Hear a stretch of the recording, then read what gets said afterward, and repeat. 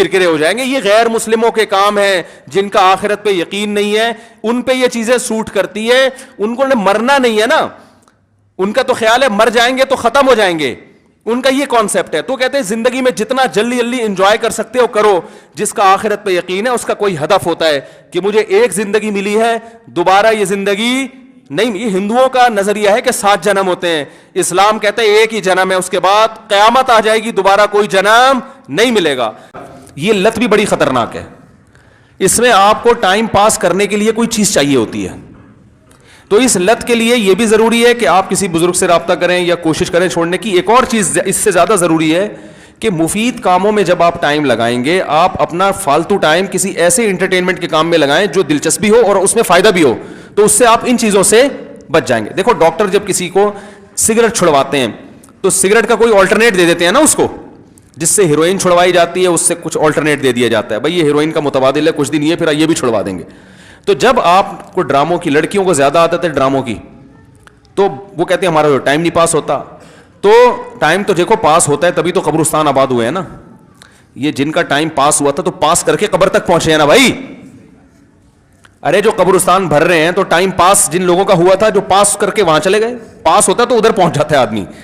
تو یہ قبرستان بھرتے اس لیے کہ لوگوں کا ٹائم پاس ہو جاتا ہے. تو ٹائم تو پاس ہو رہا ہے, تاریخیں چینج ہو رہی ہیں, منٹ تبدیل ہو رہے ہیں, گھنٹے چینج ہو رہے ہیں, تو یہ تو ٹائم پاس تو ہوگا. آپ یہ کہہ سکتے ہیں برے کاموں میں کرو یا اچھے کاموں میں, تو برے کاموں میں بھی پاس ہوگا اور اچھے کاموں میں بھی.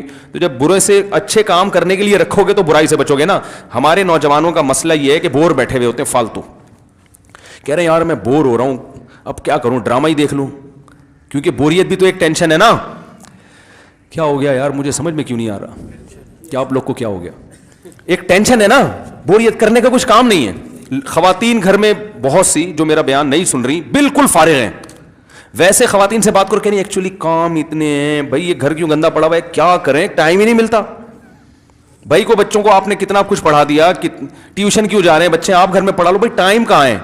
ایک طرف یہ کہ ٹائم بالکل بھی نہیں ہے, دوسری طرف یہ کہ کیا کریں, اب ٹائم کیسے پاس کریں. جب ڈرامے کی بات آئے نا, بھائی ٹائم کیسے پاس کریں, ابے ایک طرف ٹائم نہیں ہے, دوسری طرف ٹائم پاس کرنے کے لیے جگہ نہیں مل رہی تمہیں, کہاں ٹائم پاس کریں.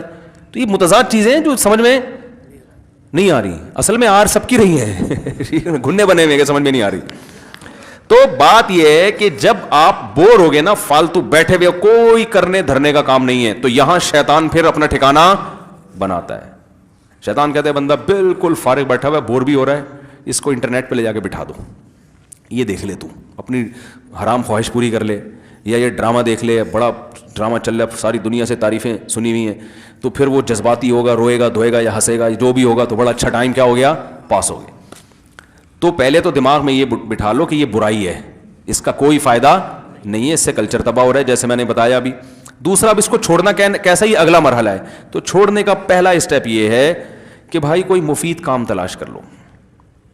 جب کوئی ہدف بناتے ہو میں نے یہ کرنا ہے, تو پھر ہر وہ چیز جو اس ہدف میں رکاوٹ بنتی ہے انسان اس کو سائڈ پہ لگا دیتا ہے. تو وہ ہدف کیسے بنایا جاتا ہے, پہلی بات تو یہ تو ہر مسلمان کا ایک ہدف تو بنا ہوا ہے, آخرت کی تیاری.